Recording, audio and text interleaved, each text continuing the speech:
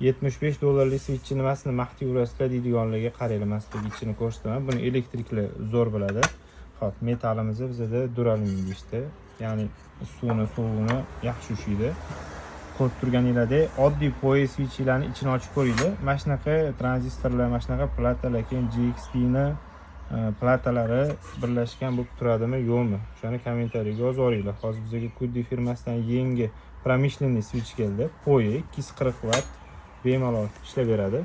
Ko'rib turganinglardek, 40 gradusdan 75 gradusgacha temperaturada tomlada ishlaydi. Bu narsalar asosan zavod, fabrika va uy-joylarda simlar hammasi tomga tashlab qo'yilgan bo'lsa qilinadi.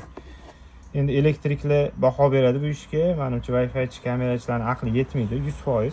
Kommentariyada kutamiz. Mana to'g'ridan to'g'ri 5 amperlik blok bitani 48 volt bilan kirib ketadi. Bu yoqda upravleniyasi ham bor, watchdog, extend planlari bor. Kommentariyada kutamiz qolgan savol-javoblarni.